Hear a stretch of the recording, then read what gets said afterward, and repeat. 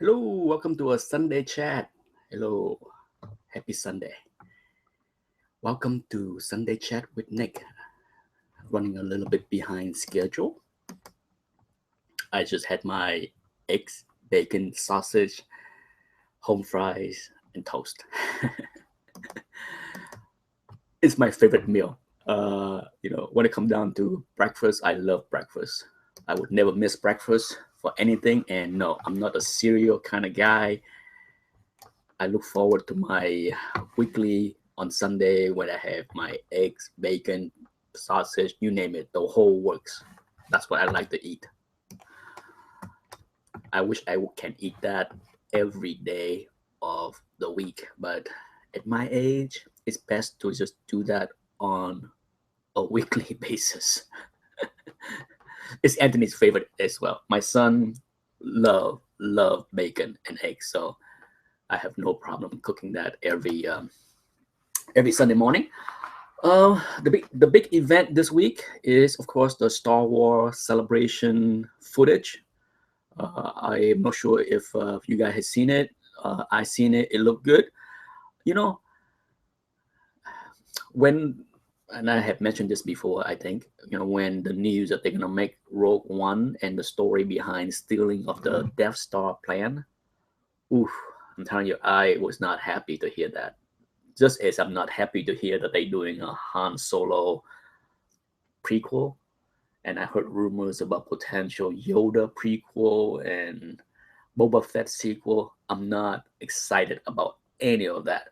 But with the teaser trailer that came out a few months ago, that looked good, and the the footage that they released 2 days ago looked fantastic. So I'm excited about it. I am more excited than I was when the news first broke.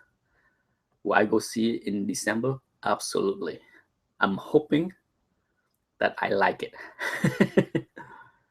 Coffee. This could be a case where, just like The Force Awakens, I was super excited for The Force Awakens, and then I was kind of disappointed. With Rogue One, I was not all that excited, but who knows? I might end up liking Rogue One, the movie, much more than Force Awakens. So it could be a case of flip flop. Okay, switcheroo. The big news, of course, of the leak foot of the teaser that they showed to the few people that get to see it. I think we will get to see it sometime this week. Is, of course, the end of the trailer. You can hear Darth Vader, the breathing. So that's exciting. Who doesn't? You know, it's hard to rank my favorite movie character, but no doubt Darth Vader had to be on top of the list somewhere. I don't know if it's top five, top 10, whatever it is, but when it comes down to a character, the way he look, everything, Darth Vader is up there, up there. Okay. Um, of course, the big thing is Comic Con. San Diego Comic Con, and I hope those that attend the con have fun, be safe. Uh, there's a lot of crazy thing going around in the world. It's sad to see kind of madness going out. So big crowd, be safe. Um, the last time I went to San Diego Comic Con was 2010. I told the story a little bit. It was a disaster, and I have not returned since. And I'm not sure I want to return. Uh, I took Anthony, my wife, and I went, and we made a mistake of staying close to the convention hall. We stayed right on the busy strip with all the restaurant and the hotel that was there, and it was loud. The hotel was loud all night long. With Anthony being 3 years old, he had a hard time sleeping. Charlie Short Hello, have never seen Charlie Short before. Welcome to the chat.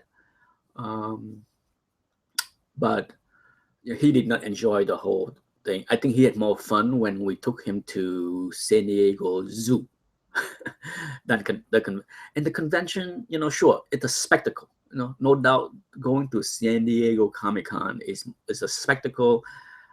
I have more fun sitting outside watching all the people with all the costume instead of like going inside the area where the toys, the figures, the games was just wall to wall pack. You can barely you move slow. It was just unpleasant. And of course, the slowest area is comic books. Okay, I'm sure it hasn't changed in the last 6 years. For those that have went to Comic Con, San Diego Comic Con in the last 6 years, let me know because I can tell you after I fought through the crowds, going through 2, 3 levels of convention halls, by the time I get to the comic book area, it was dead. Dead. Okay. I can literally browse through any long boxes I want without having to wait for anyone. So that's how dead it was. All the dealers were just sitting there looking at each other. I'm like, for the cost of going to San Diego Comic Con, it can't be cheap. It cannot be cheap to get a booth there. And for business to be this bad, woo, Lord have mercy. I don't know what. If I was a dealer, I don't think I want to come back there. But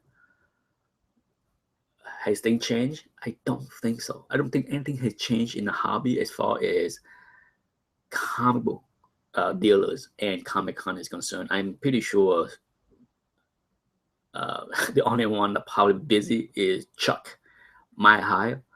Um, I think Chuck had the busiest booth. He had a huge booth.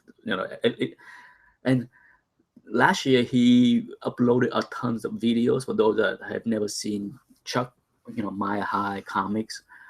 He had a video series last year where he documented the loading, the packing of the inventories to take to Comic Con. That was pretty fun to watch because he kind of showed you the whole journey of what they had to go through. I have never bought one book from My High, so I know there's people that don't like My High. There's people that like My High, so I don't hate or like Chuck. There's people that hate Chuck out there. I don't hate him. I don't like him. I don't love him. I don't care. I just found his YouTube channels and his videos to be interesting to watch. So haters, chill a little bit. But he showed how big the process, how complicated the process was of loading all the tens of thousands of cheap books that he planned to bring to the conventions and how many books he had to sell even to break even. Ooh, rough. I mean, I think he ended up making a little money last convention, but to go through all of that to barely break even and make a little profit, I'm not sure I want to do that. Robert Finnefrock, I can't hate that guy. Is my hero. Yeah, he, the way I look at I heard the argument and debates on why people hate him or hate on him, because his inventory is huge. Okay, so yes, he used stock pictures for his listing on eBay, which that's the biggest reason I do not buy from him, because I do not buy from stock. But at the same time, I understand why he has to do what he has to do. When you have millions of books, warehouse full, who has the time to scan the hundreds, thousands of listings? So I understand that. But at the same time, I'm just too old and been in the hobby way too long to just buy something based on his reputation that he can't grade.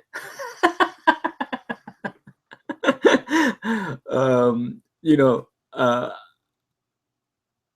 I need to see the book for myself to grade the book myself. I do not trust any, well, I don't trust most dealers. Okay. And I heard enough horror stories from people that buy from Chuck, regardless of the price. You know, when it comes down to Chuck high price or crazy prices that he lists, obviously he sold enough to stay in business for the last 30 plus years, right? So,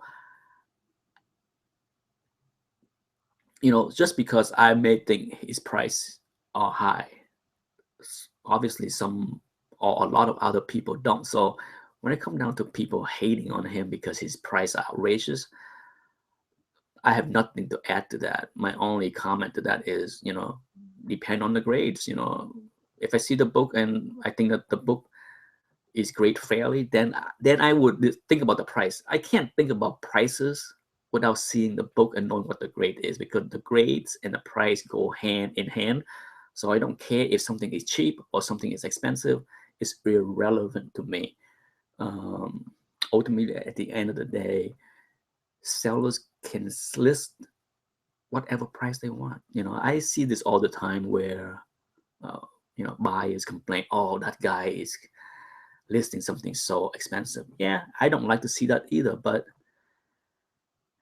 a seller can list outrageous prices on books and then it doesn't sell. So be it, you know. Hopefully he will learn from that and lower the price the next time. The worst thing is a seller keep the item on eBay and renew it every 30 days. There are items on eBay that have been there for years, and suckers has not come around to buy it. Sure, have I list something at crazy high prices? Yes. And if it doesn't sell, I don't relist it at the same price. You know, after 30 days, time to move on, time to lower the price or don't sell it. The last time I had a chat, I brought out this book. Okay. And I was going to do a separate video to do it, but I'm too lazy. It's easy. I figure if I'm going to have a live chat, I might as well. Going forward, I might have a live chat on Wednesday as well as Sunday. It's too cumbersome to figure out what the Sunday to do. You know, originally I had planned to do every Wednesday and then the last Sunday of the month. Oh, forget that. You know, I'm just going to have it on Wednesday and Sunday. And if nobody shows up in the chat, no big deal. I have enough things to talk about by myself. But I appreciate Robert Finnefrock to be here with me, assuming that he's still here. Okay, but okay, so I figure why bother wasting time doing a video? I might as well bring this thing. This entire auction is from Frank Darabont collection. Okay, to be honest, I have no idea who Frank Darabont is until I read up on him. But over the years, he has amassed an incredible collection of original arts that he is auctioning off. Okay,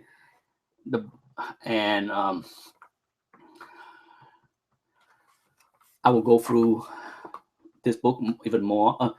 There's an interesting write-up on Frank right here. He wrote this letter. He wrote this nice summary, and here on the last paragraph, hello Nerd Vision. On the last paragraph, I want to read something that he wrote. Okay, I thought it was interesting. I will be ever grateful for the joy these wonderful pieces of art have brought me. I can only hope that they will bring their next caretakers equal or greater joys. And listen, if you buy something here, do the world a favor. Don't lock these pieces away in some air and light sealed file vault. Don't be that kind of collector. Be the kind who shows the stuff to other people who likewise love and appreciate it. You will be surprised at the pleasure that brings.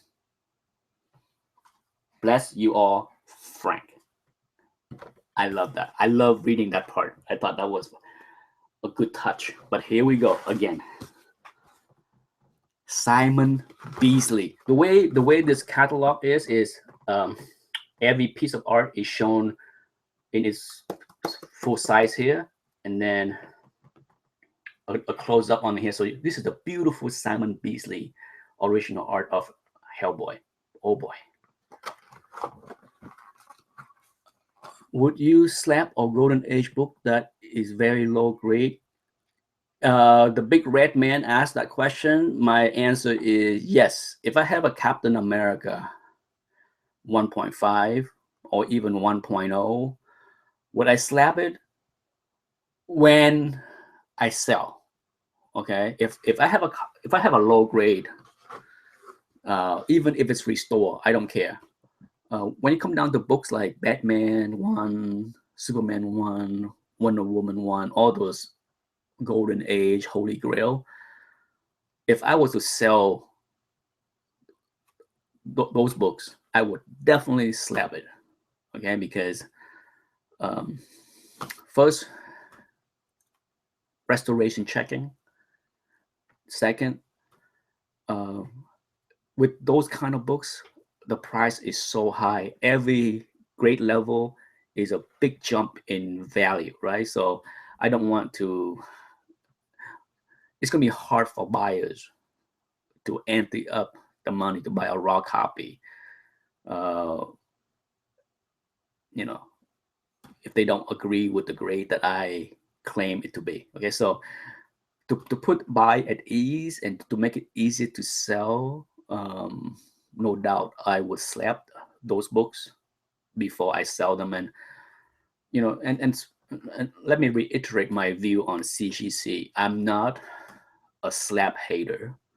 I prefer raw because I enjoy my collection to be raw, to read through them, to smell them, to touch them, to feel them. But at the end of the day, I understand the need for slabbing because of the liquidity that it brings. It make it easier to sell. Okay, because it's hard to convince people on the grade. Sometimes a lot of people don't know how to grade, and they rather not buy something that they, even if I have a stellar reputation as a grader and know how to grade, there will be buyers out there that don't know how to grade, can't grade, and just don't feel easy buying it from me. Okay. Hold on. Is that you, Anthony? Yeah. Can you try and turn on the TV? Okay, I'll be right there. I'll be right back.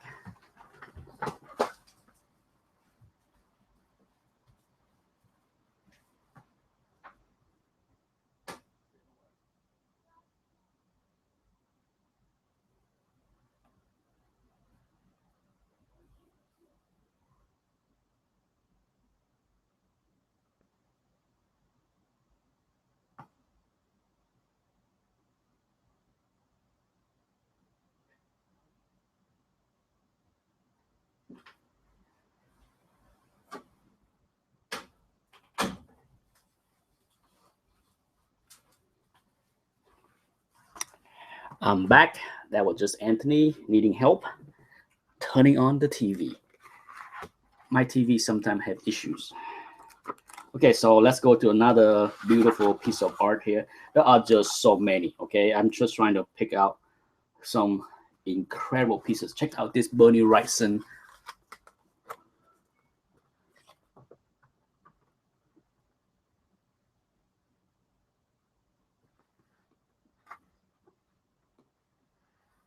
Unbelievable.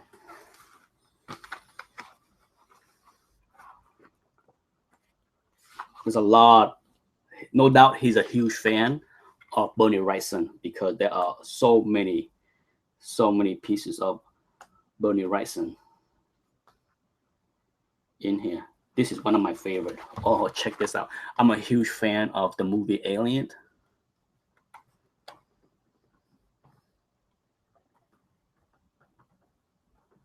Check that out. Crazy looking, huh? Gorgeous. How about another one?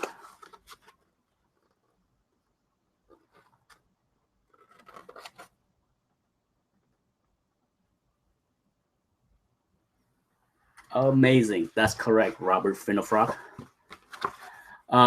Let's see. Comic Book Ninja, have you seen Comic Preacher video on CGC Wave? Yes, I have. I have commented on that video as well.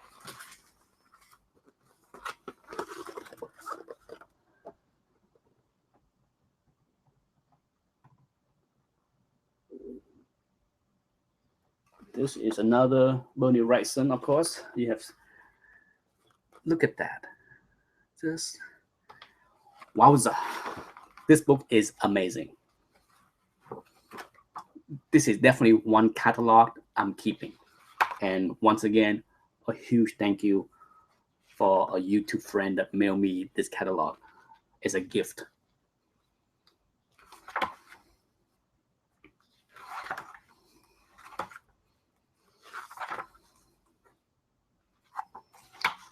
There's so many. Like I said, it's the amount of stuff in here is mind-boggling. I'm just trying to flip through and find the great stuff. Oh my god. Oh my god. Ready? You ready for some OMG moment?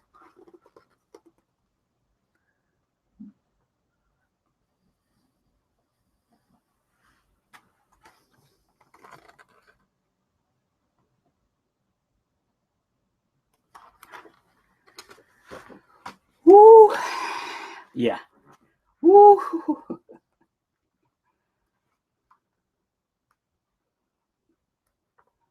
This gotta be one of the largest collection of Bernie Wrightson original art.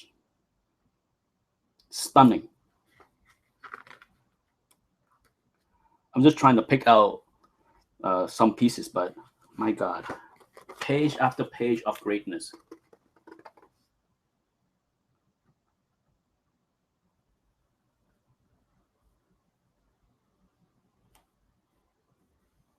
Oh yeah.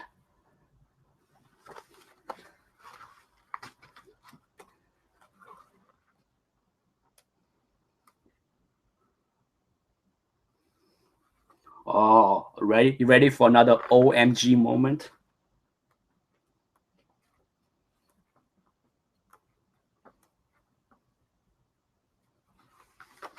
Ready?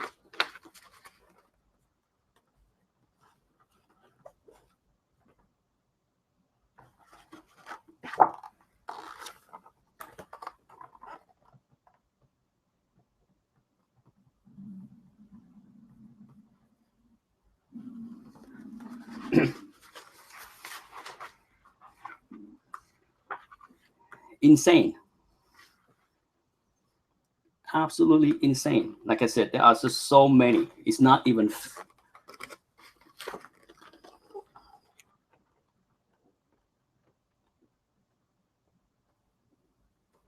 Like I said, probably one of the biggest hoard of Bernie Wrightson art.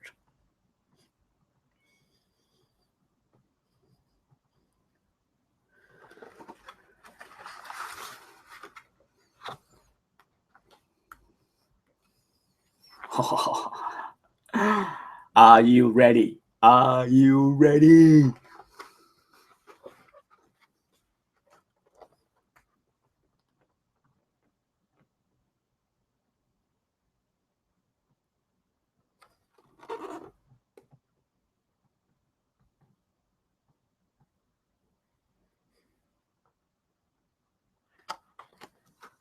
Are you kidding me? Are you kidding me? Wow. Insane. Insane.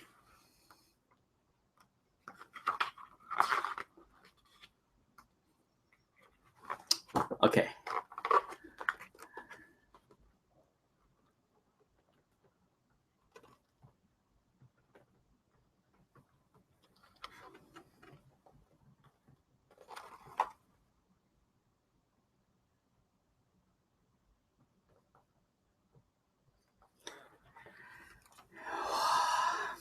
speechless. Like I said, flipping through this catalog is nothing but OMG moments, page after page. You know, like I said, I'm trying to show as many pieces in here as possible without having to do a separate video for it, because it is just absolutely.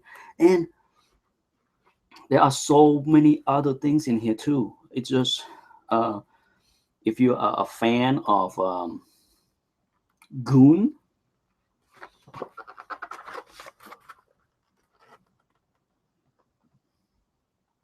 beautiful power art.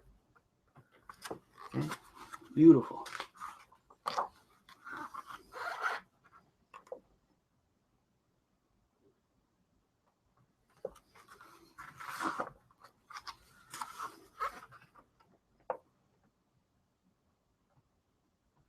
It's unbelievable. Like I said, this auction is gonna bring in. It's hard for me to judge, but it's could it be $500,000 worth of original art that's gonna be up for auction? Probably more. Okay, I can't guess how much it's going to be. Oh, I can just like randomly pick a page and some more Bernie Wrightson goodness. Frankenstein, whatever you want to call it. Look at that. The anguish of Frankenstein. Oh, look at the details, the line. Oh yeah. Oh yeah. 74 Screw Gun. Hello, good morning. Oh, good. Well, still morning, not quite afternoon yet. Just like I said, breathtaking. Okay, how about some more?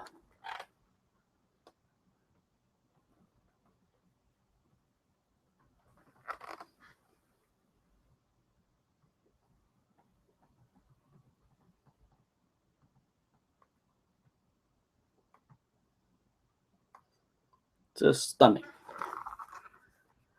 Monk's Den is here. There's a lot of people here that I have never seen before, like Monk's Den. Who Dat is here. Hello, Who Dat? Who Dat Comics. Hello, welcome to my Sunday chat.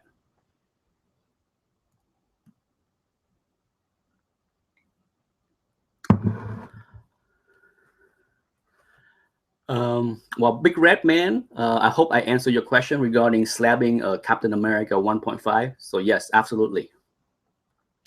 Aim High is here too. My goodness, all kind of people. It must not be football season. You know, I used to have this Sunday chat during the football season, and usually it's quite light on participants. But yes, there is just an obscene amount of goodness, and even other artists like Kelly Jones. For those that are a fan of Kelly Jones, what do you think? Look at that beautiful page, huh? Gorgeous.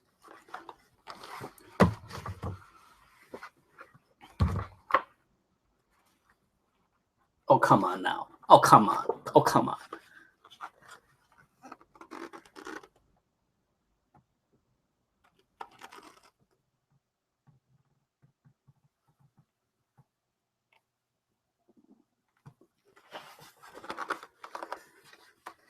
Like I said, so many incredible Bernie Wrightson pieces.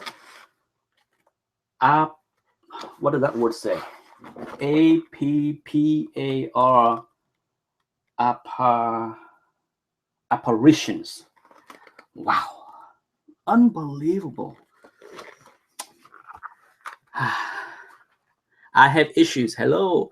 Okay, so hopefully that's enough. Okay, if you want me to keep on showing, I will do it. But I think that's what I've shown so far is sufficient eye candies. And for the folks that have deep pockets, good luck on bidding on any of these arts, because it's not gonna go for cheap. Not at all. Oh my goodness. Insane. Absolutely insane. Okay, so I will be watching this auction very closely. July 30th is when the auction is gonna take place, and it's going to be a doozy of an auction, no doubt. Okay, enough of that. That book is heavy. This is holding it, getting my arm tired.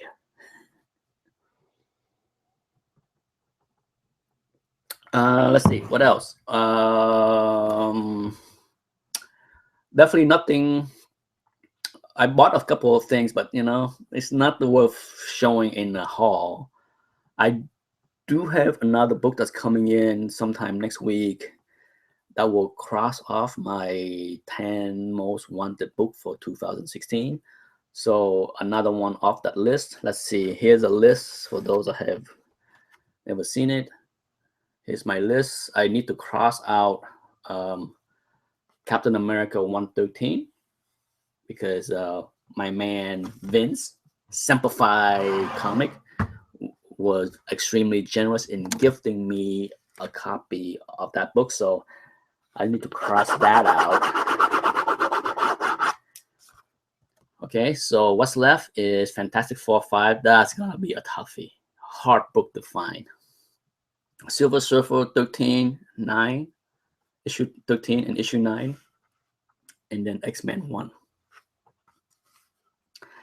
So one of the books is coming in next week, and it's not X-Men 1 or Fantastic Four 5.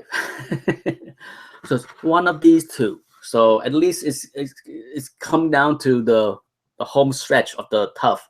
No doubt X-Men 1 and Fantastic Four number 5 is not going to be easy. Not Fantastic Four 1, that's easier. That book is plentiful in every big auctions, have a few copies, even on eBay.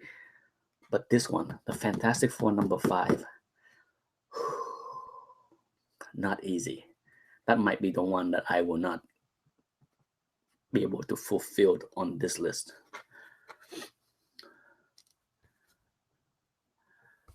I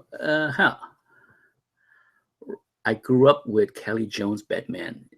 Kelly Jones, I did not. I was not aware of Kelly Jones until a few years ago, because I was pretty much out of the hobby when Kelly Jones was doing Batman, so I was not familiar with Kelly Jones until recently, in the last 5 years.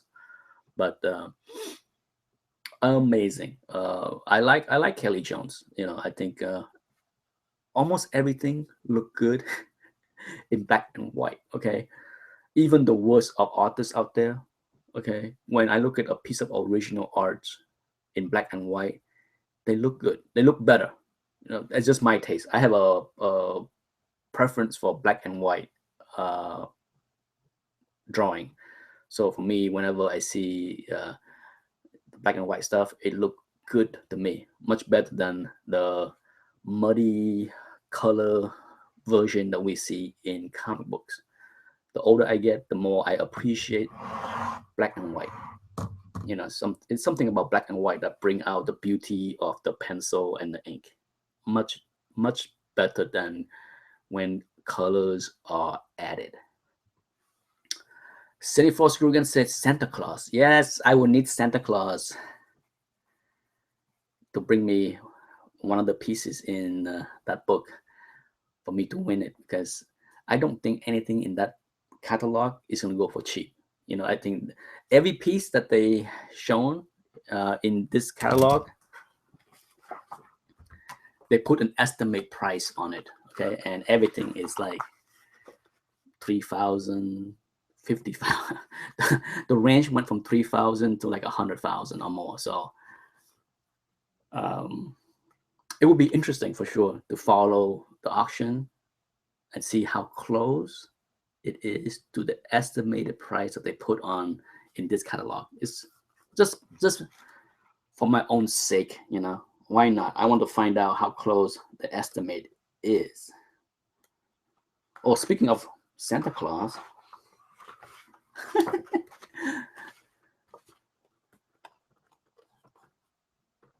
Another Bernie Wrightson piece.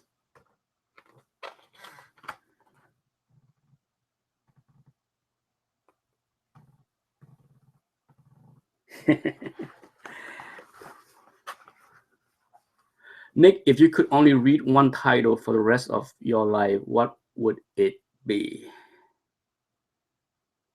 Uh, hmm. Tough question. Only one title.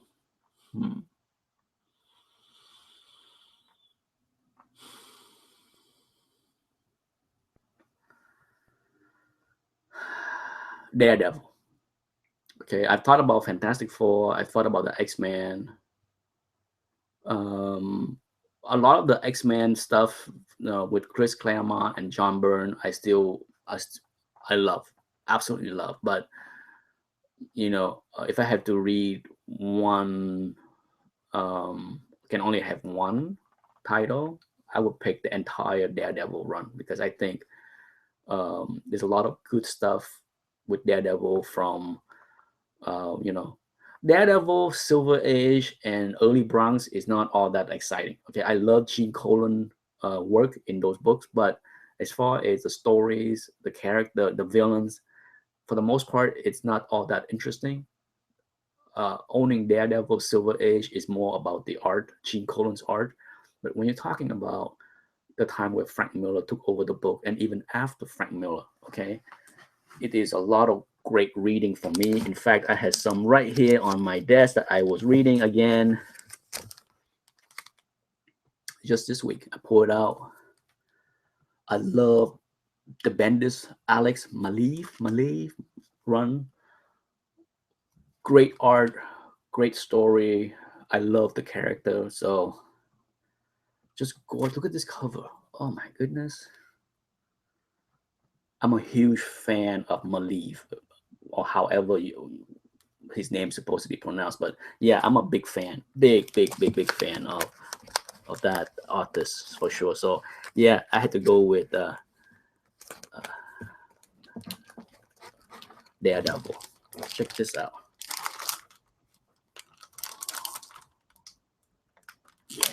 Yeah, like I said, I pull out this run.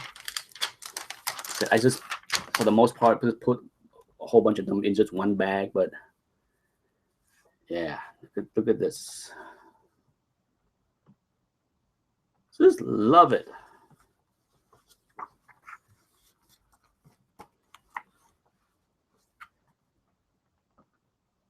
Another awesome cover. I mean, it beyond just awesome covers. You're talking about beautiful art inside, good story, interesting story, very well done. When it come down to modern books that I bought for cheap, I was very happy with this. I bought a lot of modern books for cheap in lots. I don't buy modern books. In the past 8 years, I don't buy modern books off the rack. I wait until a few years later on eBay, and I can buy them for cheap. Like this book, they were $3, $2.99 on cover. I probably paid maybe $1.25 on the average for this book each. So, or at most maybe $1.50. So I get half price or more off on these books, and they're all great condition. It's not about like, as you can see, I don't keep them in Mylar and board. I'm not that kind of collector that feel a need to protect modern books. Not that I trash them either, okay? Let's make it clear. I'm not anal enough to put every single one of them in bags and board and protect them, preserve them for the next generation nonsense. But a shelf 4 or 5 in the Mylar like this and put them on the shelf and read them. Great stuff. Great run.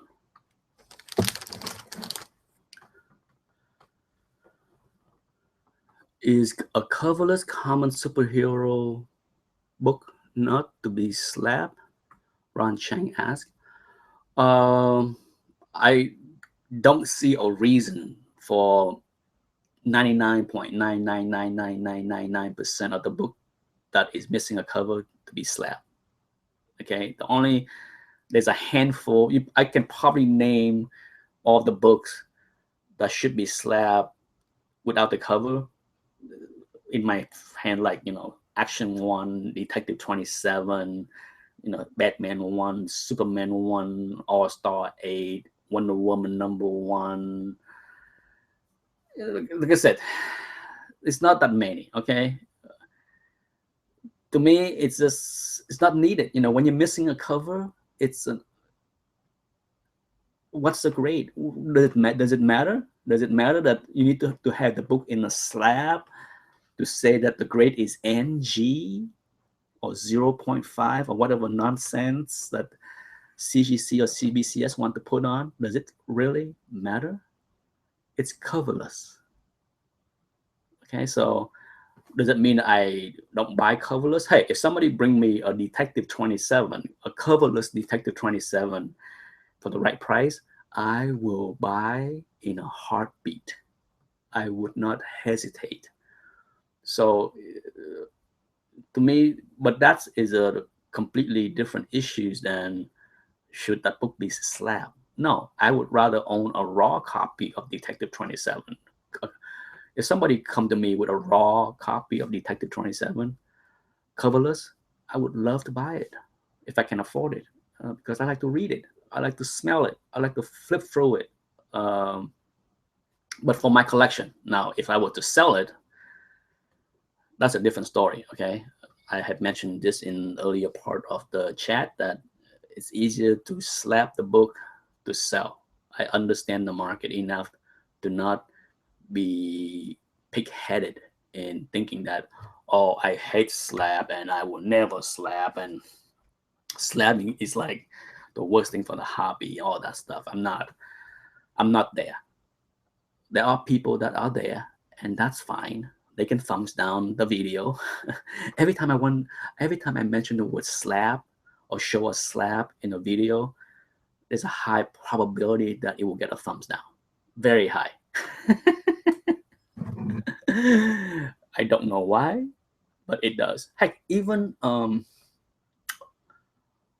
when it's a random act of kindness where Samplify gifted me a beautiful copy of Captain America 113, and I did cracking out the video, somebody felt a need to thumb it down. Now, whether they thumb that video down because they don't like Samplify or they don't like Slap or who knows why, okay? It's just stupid. I can say that I don't thumbs down hardly any video, because if I don't like something, I tune off and watch another video. Who need to watch something that they don't care to watch? The whole concept of thumbs down, I have enough thumbs down, so I don't get upset over them, but at the same time, I don't understand most of the time why anyone need to thumbs down anything. But that's just me. That's just my personality. I look at the time, it's 11:49. I will keep the chat going for another 10 minutes or so before I go. Mike can fly. You made it. Mike, I'm assuming that summer school is not part of your plan and you are working? Or are you schooling and working through the summer as well?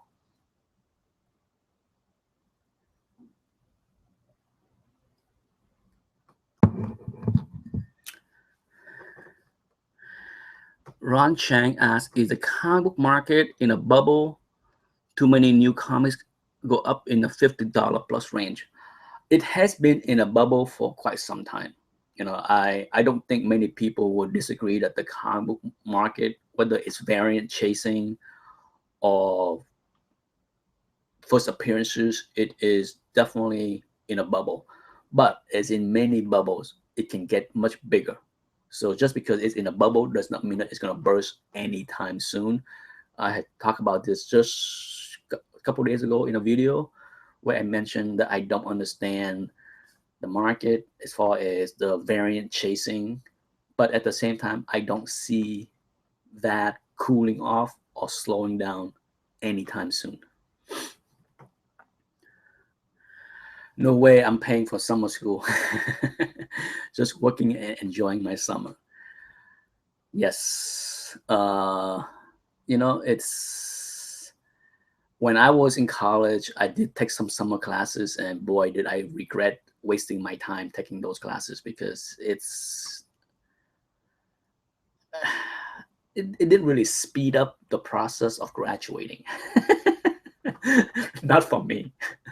I did have to take one summer class in order to graduate.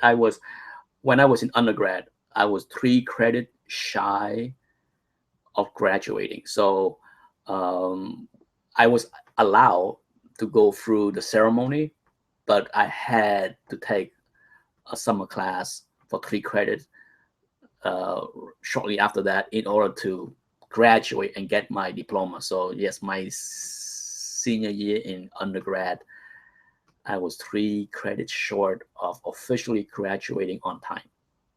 Yes, this lazy guy. I was very lazy in undergraduate school. Grad school, different story. Night and day. The maturity level that I was back when I was 21 and 22 compared to when I was 25, 26, night and day. Night and day. I was a completely different person when I was 21 compared to somebody that was 25 and 26. Completely different. Um, so, Mike, are you going to go see Star Trek? That's is next on my list. Thankfully, I don't have to go see Ghostbusters. Um, at first, Anthony, my son, expressed wishes to go see the movie, and my wife and I dreaded the idea that one of us will have to take him to see that movie. But he changed his mind this weekend. He's like, nah, I don't want to go see it. So I'm just like, whoo, whoo. I don't have to put myself through torture to watch that movie. But Star Trek, I heard a lot of good buzz about Star Trek, so I'm super excited. So far, the few interviews that I heard, the few reviews, non-spoiler review that I heard, said that this is perhaps the best of the 3 Star Trek movie that when the franchise rebooted a couple years ago. So, Nick, what was your favorite class you took in college? Math, any math, for the most part. I was a math. I was a secondary education. Well, I start out as computer science major. Okay, that was my freshman year, and um, I did good. I had good grades, but I just didn't care to write codes. Okay, sitting in front of the computers, how things has changed. Okay, this is back in 1985. Okay, so computer was not like what it is today. Back then, it's just mainframe and terminals, and it's for those that understand computer science and computer programming and know what it was like in the 80s. It's night and day from what we have today. To write a program, to compile a program, to get a program to run requires so much work. Okay, it's unbelievable. I spent literally day and nights in the computer lab writing codes, and after my freshman year, I'm just like, screw that, I don't need that thing. So I switched over to secondary education and math. I was going to be a high school math teacher. Math was easy for me. Yes, I know there's a lot of stereotype that Asian are good in math, but there are plenty of dumbass Asian out there that are not good in math as well. But for me, I was good in math, and to be honest, I was able to get A's in all of my math class, in most of my math class, without even having to do anything. I want a good Star Trek TV show. I'm looking forward to that, and we'll see how that's gonna be because CBS is rebooting the show, but they're making you pay to watch it. I think it's not gonna be on the regular CBS channel. It's gonna be some kind of I think I could be wrong, but I think it's gonna be on their kind of like pay as you watch kind of system, so it won't be free. I could be wrong. I hope I'm wrong because I think it's kind of silly to launch that show and make people pay a little extra to watch it. But that's just me. Ron Chang said, "Is buying a new Harlequin one a bad investment?" I would not do it. I would not do it, but I have been known to be wrong many times. So don't take my advice. Don't take what I do as like, do not buy Harlequin Batman Adventure 12. I don't know. And to be honest, I don't give a shit. I said this many, many times before. I never care for Harlequin. Don't hate her, don't love her, and certainly don't need to chase that book. Who cares? I'm beyond the need to chase down any books for monetary gain. I'm done with that. I'm over that. Okay. I have plenty of books in my collection. I'm pretty content with my collection. I still buy a lot of stuff, a lot of chunky stuff to satisfy my love for the hobby. But when it comes down to buying things for investment, I'm pretty much done with that phase of my life. To be honest, I'm pretty much done with that phase of my life. Bye, Screwgun. See you next time.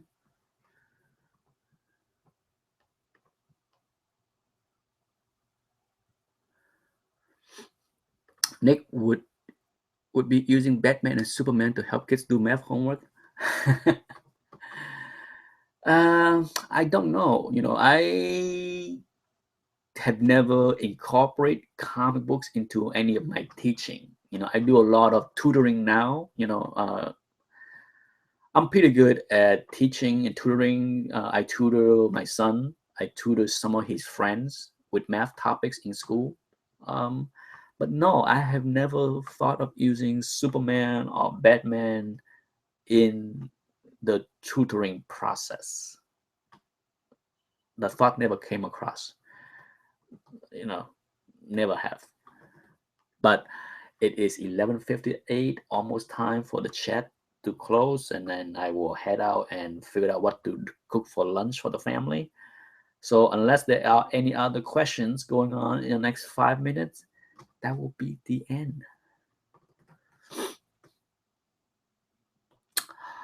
Ron asked if I want top dollar for a comic book.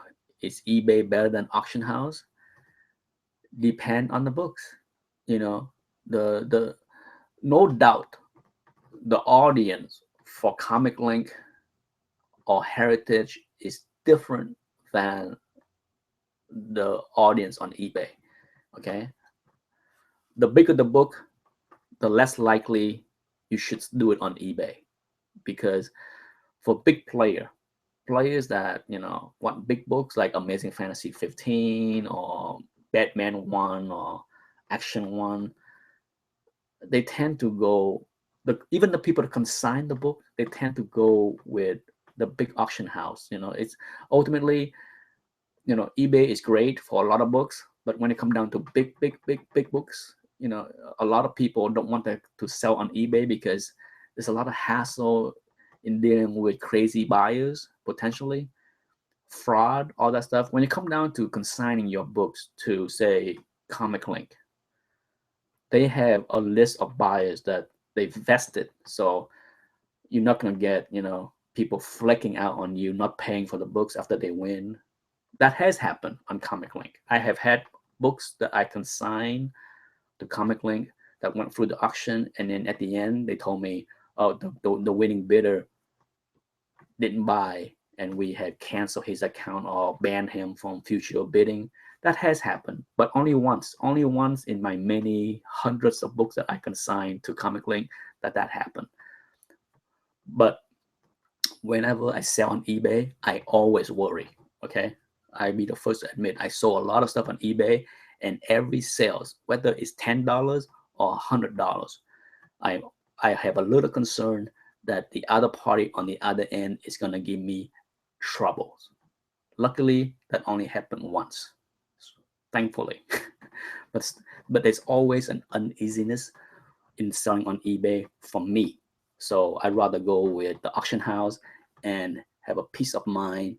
Sure, I would take less because, you know, I'm willing to take less with the auction house for the peace of mind and for the ease. You know, I'd rather ship 50 slabs to Comic Link and have them deal with distributing that 50 slabs to the winners than ship out 50 slabs to 50 different individuals through eBay. Okay, so it comes down to, like, you know, whether you want to deal with the hassles. If you don't care, there's a lot of people that sells on eBay and they love it. So, you know, I don't love it. I use eBay, but I don't love it. Aim High asking, still looking for a Silver Surfer 9. The answer is, if you watch my earlier part of the chat, I brought out this list. One of these books are coming in to fulfill my my list, my most wanted book for 2016. So yes, it could be Silver Surfer 9. You just had to watch the video next week when the book came in. But so I cannot answer your question, but by saying so, you already figured out what book is coming in. So the cat is out of the bag. Yes, issue 9 is coming in the mail. So I can cross that book off my list. What is Ditko Kirby first comic body? I would have to guess. I don't know what Ditko first work is. For Kirby, is his first work Captain America #1? Is that? Well, somebody else might have the answer for it, but if I had to guess on Kirby, if Captain America #1 is not his first published work, certainly it's the first big title that he worked on. But I don't know the answer on top of my head.